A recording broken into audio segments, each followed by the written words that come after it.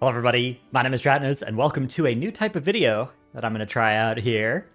This is going to be a meta snapshot, so we're going to take a look at both Mythic Plus and Raid. We'll start with Mythic Plus, and then later in the video we will get to Raid.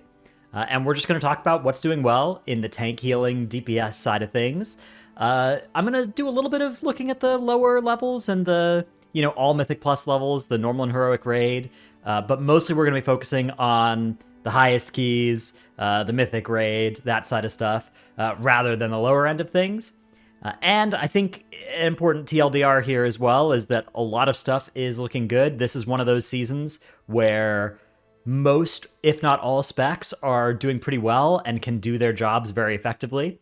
So you shouldn't be uninviting people or discriminating based on specs so much this time. This is it's a good meta. There are a few specs that I think are worthy of certain buffs in certain parts of their kit. But there is a new patch coming soon that's already got a lot of shakeup coming with it, so probably only have a couple of weeks to hold out until then. Anyways, I'm sure we'll know soon about when that patch is coming out. So, first things first, let's take a look at the tank side of things. I've got a lot of different websites that we're going to look at to look at data for both Mythic Plus and Raid, but we're starting off with Mythic Plus. We're going to start off with tanks. So here's the front page of Raider.io right now, and you can see 3 colors of tanks. 3 of the 6 colors have made it onto the front page, and the Paladin is definitely dominating across all levels of M+, with every other tank actually within a very tight band. When we filter this to 20 and up, you can see Paladin actually gains even more, and the other tanks are getting a little bit flatter, especially the ones that aren't DK and DH. When we filter to 25 and up, DK falls off a cliff, actually. Brewmaster and Warrior, very few of those are doing 25 and up keys, and actually it's Bear and DH that make a resurgence at this very highest key level, and that's why we're seeing this on the front page as well. These are the 3 specs that people are having the most success with right now at the very, very top level pushing. But it is definitely worth noting that the other specs are also doing good stuff at the 20 and up range, and if we actually were to look at the spec or the class rule leaderboards for all tanks, okay, it's mostly DH Paladin, Druid. DH Paladin Druid make up the entire top 20 tanks. But as soon as we get to the second page, right, we've got every tank represented by the time we're getting to the second page here. So, and it's also worth noting that the 3 specs that aren't DH Paladin and Bear all got buffed a bit over a week ago. So those effects may take a little bit of time to filter in.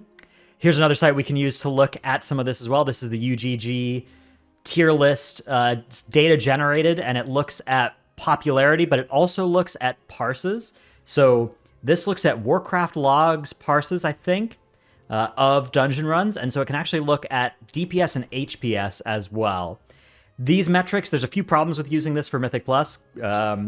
One big problem as well is that a lot of people don't log their runs, so the sample size ends up being fairly small for this, but it does still help us paint a little bit of a picture of what these different tanks are doing, right? You can see Paladin, even though it's in the S tier based off popularity, right? It's actually providing the lowest number in terms of actually both DPS and HPS of all the other tanks. Now, some of this might be a factor of because it's the most popular, more people are playing it, including some more beginners, but I think it's also a case of Paladin's providing a lot of utility, Demon Hunter is providing an insane amount of damage, as is Brewmaster, and then the Bears are kind of sitting there. Actually, if we switch this over to HPS, the Bears are providing the most HPS of any non-DK tank, which makes sense. Bears have this set bonus that is just giving them an insane amount of HPS, and their ability to keep themselves up is high. They also provide a ton of group healing through After the Wildfire, which is really valuable.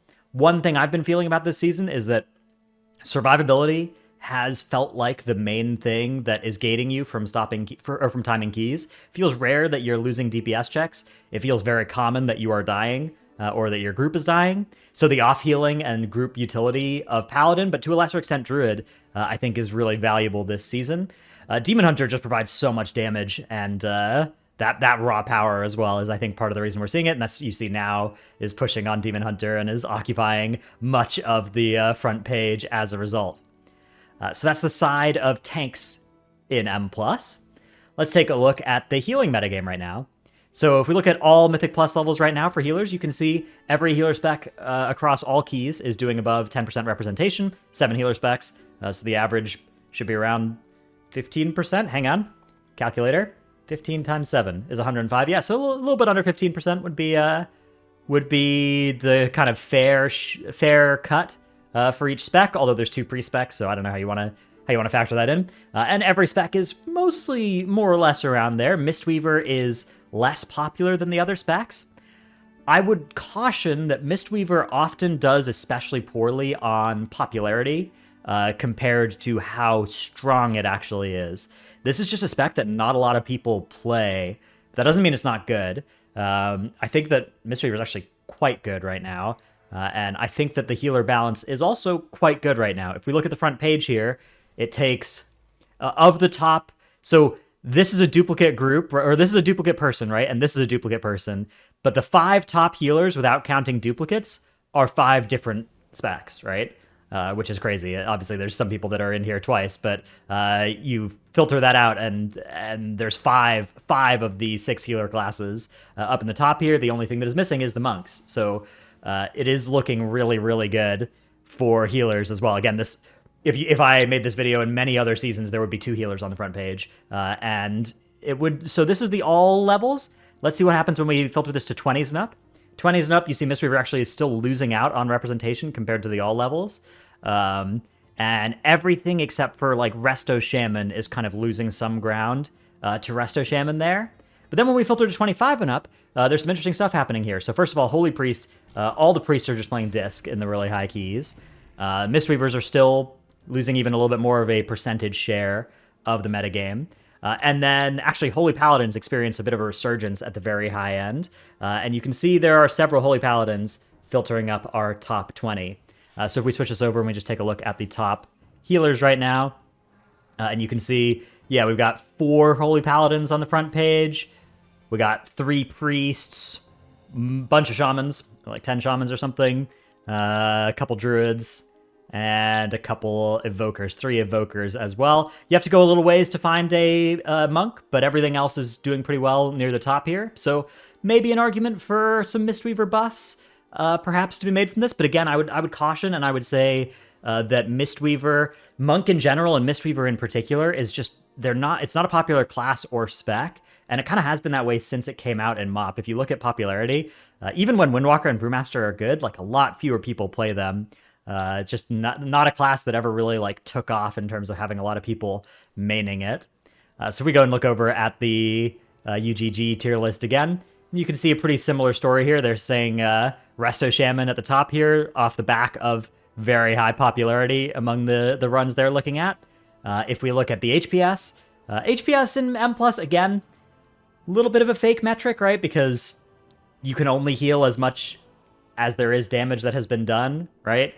So the real metric is like, are people dying? Are you able to actually complete the key? But DPS is a pretty real metric. That's an interesting thing to look at as well. You can actually see Mistweaver is top of the charts here on the DPS side of things. It's only doing poorly here as a result of, very low popularity. But I think that this is a closer clump. Like this, seeing this as S through C, I qualitatively would describe these specs probably as closer than this.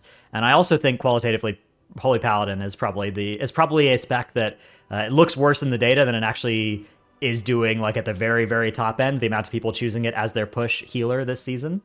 So I wouldn't be surprised to see that be like the premier healer. Again, everything is going to get a wrench thrown into it when 10.1.5 comes out, so I'm not sure we're going to have time to see this meta kind of fully mature, but if we did, I think I wouldn't be surprised to see Holy Paladins at the very top. Okay, DPS side of things. DPS is also looking rather good for the metagame. So here is the all M+ levels DPS chart that you can see. And you can see by far the most popular spec is Rep Pally. But Rep Pally sort of has this opposite of Mistweaver thing going on, where a lot of people play Rep Pally because Rep Pally's fun, Rep Pally's sweet. A lot of people play it just across all levels of the game. It is one of the most popular specs just by how many people main it across all skill levels. And so when we see this start getting filtered up into the 20s and up range, it's still very popular this season. And that's because this season Rep Pally has taken some buffs. This season is a good Rep Pally season. You can get a lot done on or with a Rep Pally.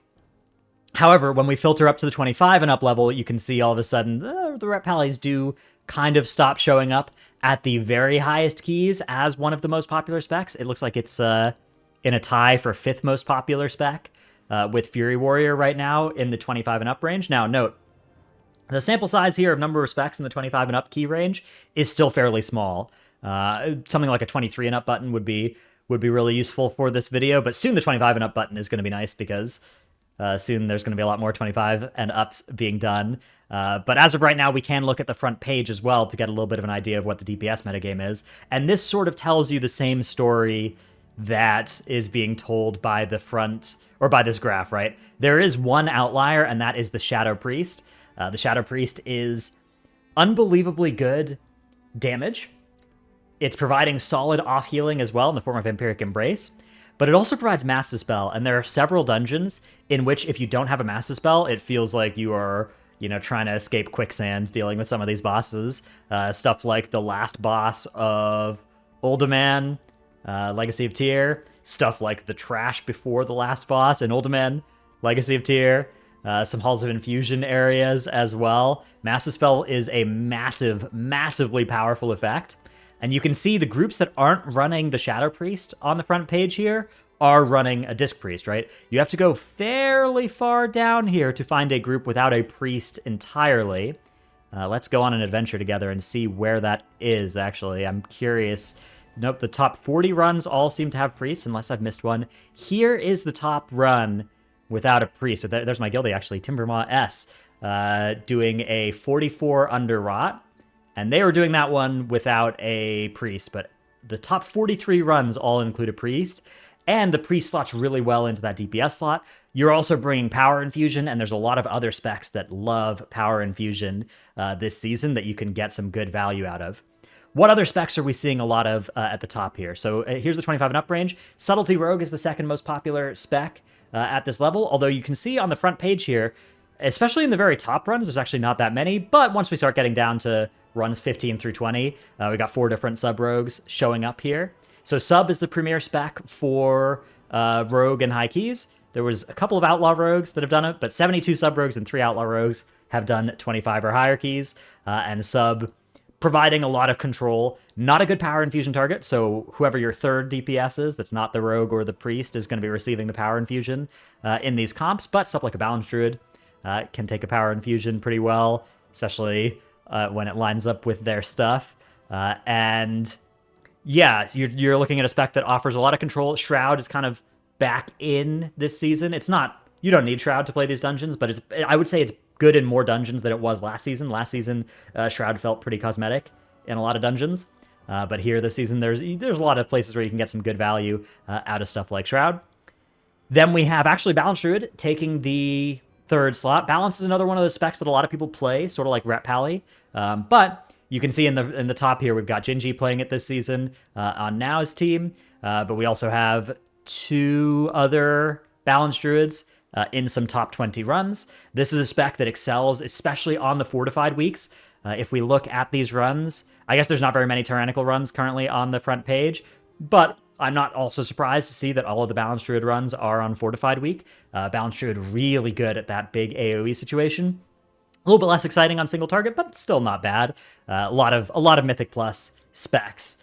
You sacrifice a little bit of single target sometimes to be doing some big AoE.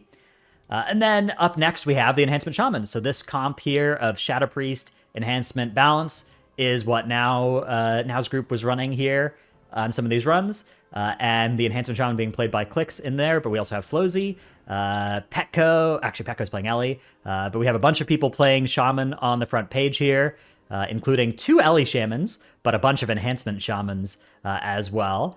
So cool for the Ellie Shamans as well. They're showing up. Enhancement really nice too.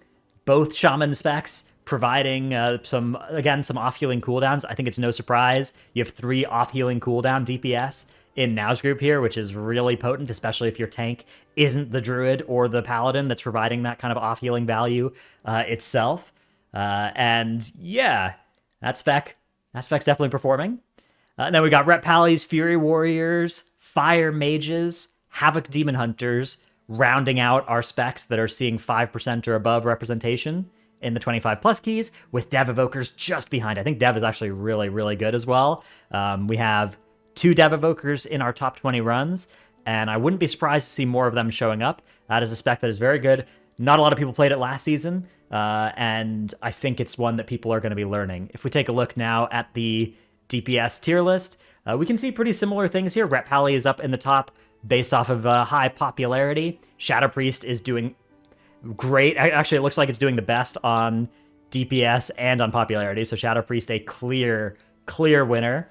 But Subrog actually doing some very high overall damage numbers as well. And then, yeah, we have this A tier full of a bunch of great specs, including some that had pretty low representation on our list, such as Windwalker Monk, Survival Hunter, and the Elemental Shaman that we briefly mentioned. You may not have seen them having big bars on this Raider.io 25 and up metagame representation, but they're doing well. The numbers they're putting out in the runs they're doing, and anecdotally, having played with a few of these specs, they seem like they are doing really, really well this season. And then we have a solid B tier with a bunch of good specs. Down in C, we have a lot of third specs of classes, right? Like this, the Affliction is the third most popular lock spec. The Assassination is the third most popular rogue spec. Same with Mage and Hunter, right? So this is a common trait of data-generated tier lists, is that you're going to see the third most popular specs do especially poorly because they're going to have really low representation. Even if, they were pretty good when piloted well, it's just going to be so rare that they're going to be piloted well or often, because people playing a rogue they're just not going to make the sacrifice to play Assassination in high keys compared to Subtlety if they're capable of playing both. Even if Subtlety is only like 5 or 10% better, if they know it's 5 or 10% better, the better players are going to play Sub-Rogue, and then the players left behind on Assassination Rogue actually end up making the overall number look much lower relative to how it could be. So I think this is going to be a case of the numbers you see here it's not as bad as it looks for these specs, and they are definitely viable as well. The overall value, I mean, I wouldn't be surprised to see more Athlocks as well over the next couple of weeks, even before 10.1.5. This is a spec that I've seen doing reasonably well in some keys as well. So yeah, I would say, again, my takeaway for Mythic Plus this season is good job, nerf how important it is to have Mass Spell in dungeons. I think that's, if I had one change I could make for dungeons, I wouldn't actually nerf Shadow Priest directly. I think if Blizzard wanted to a little bit, and maybe that could be okay. All I would do is I would just nerf the spots where Shadow Priest feels like night and day, and instead make it be spots where Mass Spell feels good, right? But right now there's some spots in dungeons where if you don't have a Mass Spell, you just are like, I am dead, right? And that I think is bad, and is part of the reason we see priests in 43 of the top 43 runs, and I think that is artificially decreasing the variety in this season's M+. But otherwise, the meta is great. It's a great time to be a high Mythic Plus player on whatever your main spec is. If you are playing pretty much anything, you can make it shine, and this is kind of always the balancing that I'm hoping to see from Blizzard. And yeah, I think just really, really good job done on that so far. Hopefully, it's weird. I'm excited for 10.1.5. I'm excited to see what Augmentation Evoker does, but it would kind of be a shame if we only got to play with this meta for a couple of months, because I feel like this one's has the power to have some longevity to it. But of course, we can't stay on one patch forever. Let's move on to taking a look at the raid side of things. So on the raid side of things, in this video that I plan to make this a little bit of a series, hopefully, so maybe we'll come back and check in every week or something. And one thing I want to look at is just how we're doing on number of kills of each boss, so we can start seeing where the walls are and if certain nerfs to certain bosses start really mattering. So right now we have Scale Commander Sarkareth killed by 107 total guilds. Notably, the Hall of Fame will close and Cross Realm Mythic will open when that number reaches 200. So fingers crossed that happens soon. Cross Realm Mythic coming out is something that I don't think should be tied to Hall of Fame, but Given that it is, I'm always just rooting for Hall of Fame to fill up as fast as possible so that everybody can do cross-realm Mythic.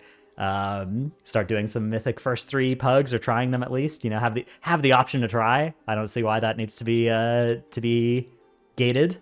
But yeah, so 107 there. 273 on Echo have killed Echo of Neltharion. So that means there's 160 guilds working on Sarkarath. 392 have killed Magmarax, which means there's actually only 100 guilds, right? You can look at the difference between this number and this number. Only 100 guilds working on Echo of Neltharion, which is fairly small. That's not where the wall is, right? You can see it's not like there's a huge amount of guilds accumulating on Echo of Neltharion, especially after the nerf that landed to the Volcanic Hearts on Echo of Neltharion.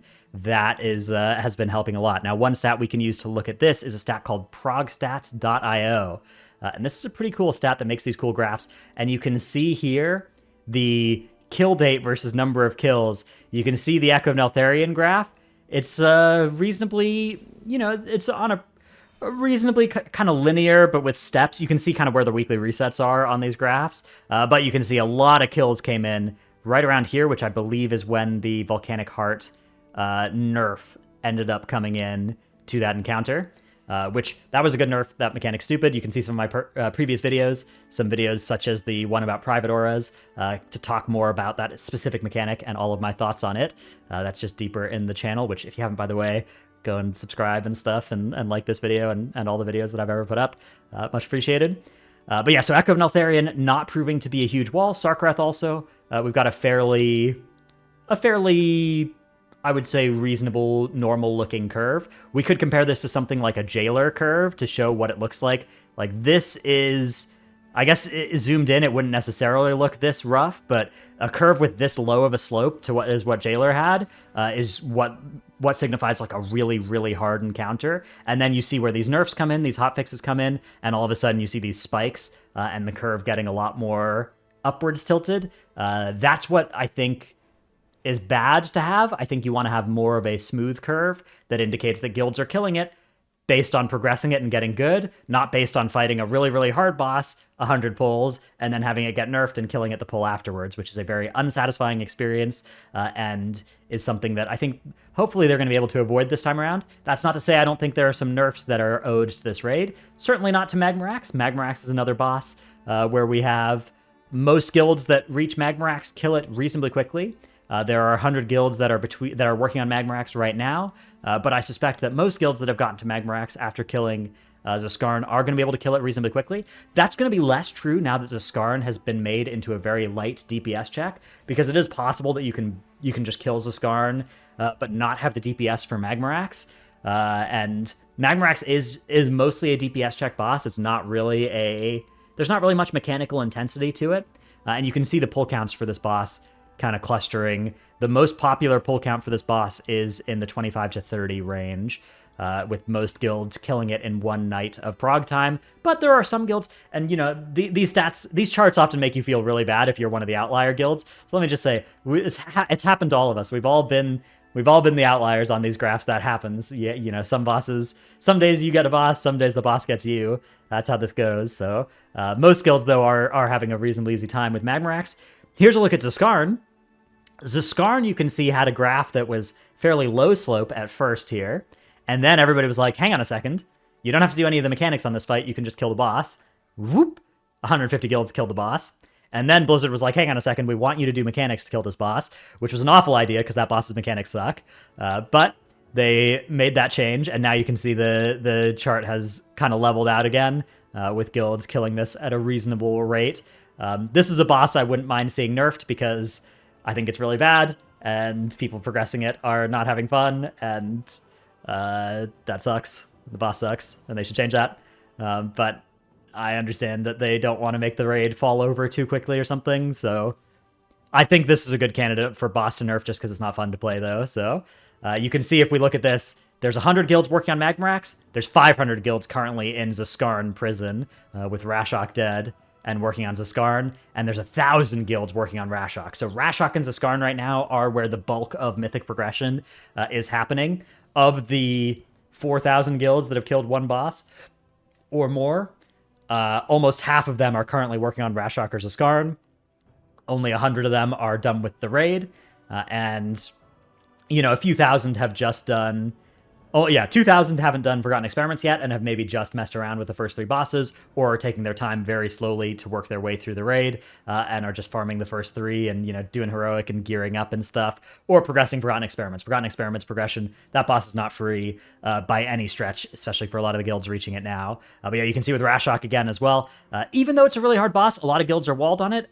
The progression curve on it is, is looking reasonable. The pull counts that we're seeing on this boss, still almost all guilds able to take it out under 100 pulls, with a few taking that kind of 100 to 150 range, very few going much over that, a few Knights of Prague being what's needed here, and then, yeah, Salt of the Zakali, Forgotten Experiments pull count again as well, clustering under 40, although I suspect the guilds that are reaching it later are going to be having higher pull counts on this boss than the guilds who reached it earlier, because it is a kind of nasty boss for... It's kind of the first, hard boss of the raid that you're going to encounter, that you're going to have to actually solve some problems with for a lot of guilds. And you can see it is actually the boss, even compared to Rashok, it's, the fall off from the previous bosses to this one is more than 1,000. But yeah, so that's where we're looking at in terms of how bosses are getting killed. In terms of spec-based representation, one chart that gets linked in some Wowhead posts that is dubiously useful at best is the overall damage for all bosses on Mythic. Whatever percentile you set this to, it generally tells a pretty similar story, although some specs do move around a little bit, and especially because you're looking at stuff like Power Infusion. The Power Infusion specs tend to be doing really well in the 99th percentile look, and then when we switch it to all percentiles, they are still doing pretty well. So the Power Infusion specs being stuff like Demo Lock, Unholy DK, Dev Evoker, these are specs that really like to get Power Infusion and tend to be the 3 most PI'd specs. Arcane doing really well across all percentiles as well. When we look at the very top logs, it's also in the top here. And we see some specs like All Hunters, Windwalkers, and Feral Druids doing poorly by the all damage metric. Now, the all damage metric is a flawed way to look at things. It can be useful to kind of compare the difference between the top and bottom ones, although I would say use per second amounts instead of the aggregate numbers so you can kind of get an idea of how much DPS is different between these. And so you can see at the 99th percentile, the 99th percentile demo locks are doing about 20% more damage than the 99th percentile MM hunters, which is, it's something. There's definitely a top few here. It looks like Aflock is kind of the bottom of the top, and then there's this sort of middle of the pack, and then there's this sort of less good specs down here by this metric. But I would say one of the better ways to look at this is actually looking at representation. And so representation, we can see again, Rat Pally, very popular, just a spec people love to play. It's always doing well. But you could filter this even to like Rashok. And if you look at, say, Rashok, you can see again, you can take a look at the parses on Rashok, and we filter out some of those guilds that are just doing the first few bosses, where you're going to see a lot more of the specs like Rat Pally that are really popular among all players of the game. And we can instead start to see what specs people are bringing to like really serious mythic progression.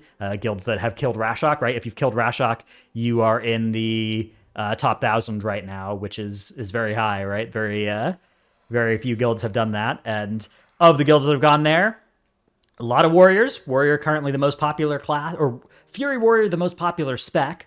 It's worth noting that Warlock is actually the most popular class, because Destro and Af both have a few hundred parses, whereas Warrior is overwhelmingly being played as Fury and only has 2 DPS specs. So when you add that together, it's actually Warlock that's most popular class. Dev Evoker, 1 spec, 1 DPS spec for Evoker until next patch, and it is also right up near the top of popularity. And then Sub-Rogues, Havoc DHs, those Ret Pallies, those Arcane Mages, all showing up here. Down at the bottom of the list, we actually see a lot of Windwalkers being brought for this, even though the damage number is, an outlier on the low end of how much they're bringing. But Windwalker is still remaining a spec that is seeing some good use here, which is actually that's surprising to me and something that is good news. I was worried that it was going to be hard to, get in for Rashok kills if you were a Windwalker in a guild, but it looks like they are still making it happen. A lot of guilds, I guess, potentially also still need their Windwalker for Mystic Touch as well. And then, yeah, I wouldn't read too much into some of these third specs that are at the bottom, stuff like Fire and Survival that have very low parse number, like very few people playing these specs, because, again, that's kind of the third spec syndrome where those are always going to look bad on representation. UGG also provides tier list for the Mythic Raid here, and again, we're seeing a pretty similar story to what we saw by just kind of counting the parses here. Again, they look at actual damage numbers as well as popularity. And unlike the Mythic Plus side of things, a lot more of Raid gets logged than Mythic Plus. So you get actually a much better sample size when you're looking at this for Raid. So when we look at Raid across all difficulties or Heroic, we can see this story of, Rep Pallies being really popular and being really good. When we switch it over to Mythic, though, the same specs are doing well. The same 4 specs. Actually, it looks like Arcane Mage has gone down and Fury Warrior has gone up as we get to Mythic, which kind of makes sense, right? Fury Warrior, the most represented spec on Mythic Rashok, but it wasn't the most represented across Mythic all bosses. So Fury Warrior looking like it's one that's starting to do really well as you get up into the higher levels of Mythic. But if we look at the per second amounts here, if we look at the damage per second amounts, which I believe are 50th percentile, let's see. Evaluated DPS and HPS. Okay, it looks like they don't say, let's see. Aggregated damage per second does in the top rankings. It doesn't look like, they don't say which percentile this is. Maybe we can figure this out, though. This is Mythic all bosses. Let's see if we can do some logic. So this is all bosses, and we're looking for per second amounts. And we want where, we're just doing a little detective work here. We want where Evoker is 110k. So where is Evoker 110k? It's not at all percentiles. What about at 50th percentile? 50th percentile, Evoker, yeah, 111k. Okay, Outlaw is 113. What is Outlaw here? 109. What about Sub? 113, 108. Okay, so maybe they're looking at 40th percentile Mythic? What is this? 110, 110?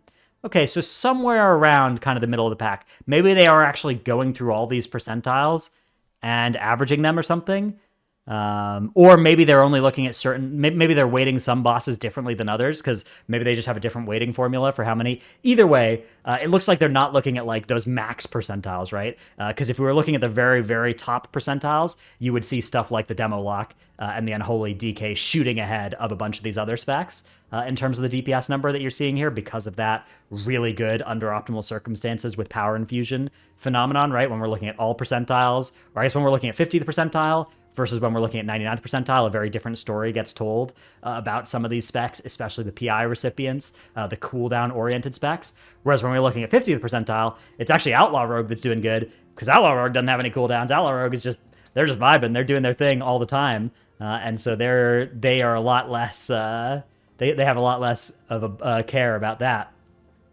Okay, so yeah, this is how DPS are looking in Raid right now.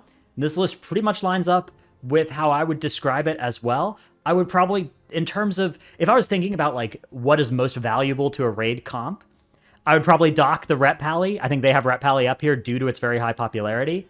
But I'd probably say you don't really need this for Mythic Prog.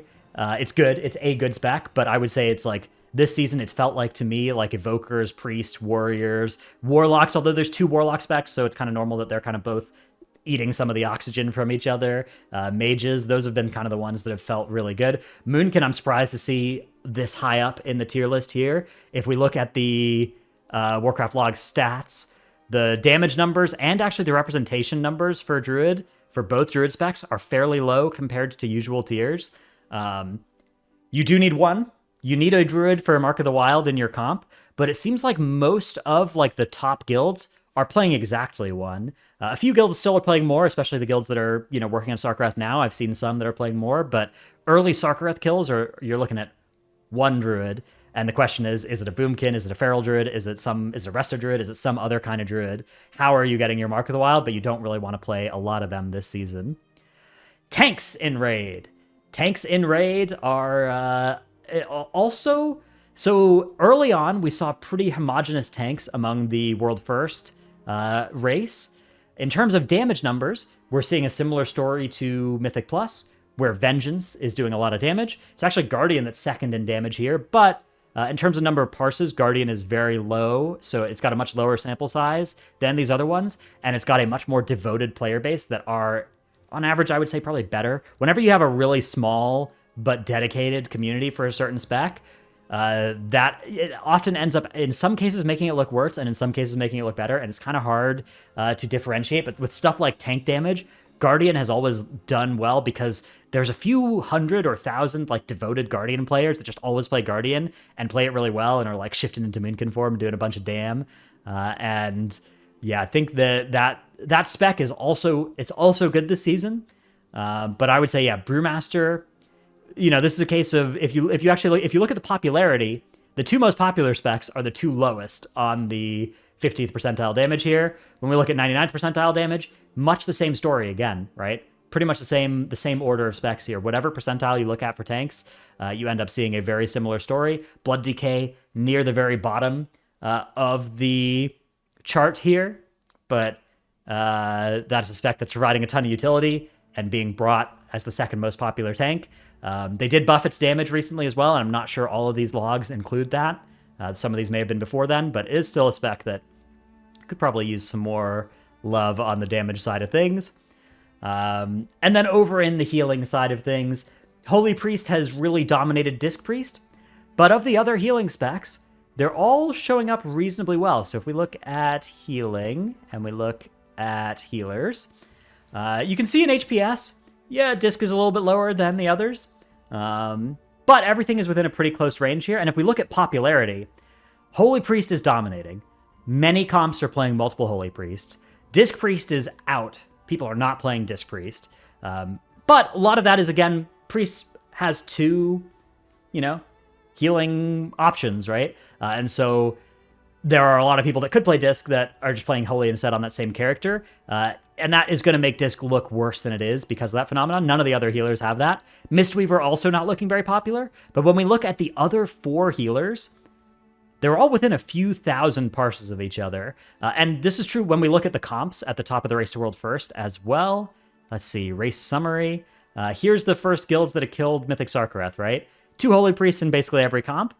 The fourth, and then a Holy Paladin in basically every comp. So the Holy Paladin, even though it was doing pretty low on those popularity numbers we just looked at, really, really good for Mythic Prog, something that almost everybody used. But the fourth healer for Liquid was a Druid. The fourth healer for Echo was a Mistweaver. The fourth healer for Method was a Shaman, Mistweaver, Druid, Shaman, Evoker, Mistweaver, right? Like the fourth healer spot really did see. Actually, this one would drop that second Holy Priest as well and played Mistweaver and Shaman. So healer side of things in Raid, Holy Priest probably a little too good.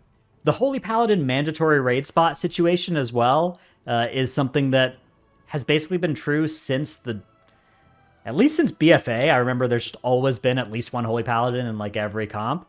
And that, the Priest Paladin kind of dominance, but this time it's Holy Priest, not Disc Priest, which ever since Sepulcher, it's sort of moved more in the Holy Priest than Disc Priest direction. And yeah, I'm not sure what my solution to this would be. I will say I do think that's still a problem for high-end Mythic raiding, but I think that how close they've gotten the 4 other healing specs has been really laudable, and that's looked good in Raid. And again, I would say don't read too much into the low popularity of Mistweaver in particular. This is a spec that I think is much better. And if you look at the Race to World first, they think is much better than the low popularity would say, right? Like, you look at how many guilds in the top 10 played Mistweaver. It was 3 of them, and one of them didn't. We don't see their comp here. We don't see Banhammer's comp, but 3 of the top 10 are playing Mistweaver, right? Like that spec is good. This is a good healer spec. It's just not a lot of healers play it. A lot of healers play like 2 or 3 of the other classes, but don't have a Mistweaver. I think now is a good time to try Mistweaver. If you've ever been excited by that spec before or interested in it, I think it is actually much better than the popularity numbers would suggest. So that's the end of our meta snapshot video for this week. I'm not sure exactly how frequently I'll make this video. It'll kind of depend on, and it probably won't be as long of a video in future weeks because this one we had a lot of information, and in future weeks we can kind of just look at what's changed, if anything. But let me know in the comments, and also you'll just let me know by the view count and how long you've watched and stuff, whether this sort of video is popular, and if it is, I'll keep making them. If not, no big deal. I'll go make other videos instead. That's also cool. Either way, thank you for watching. If you made it this far, do remember to hit subscribe, hit like, all that stuff, and I'll see you in the next one. Bye.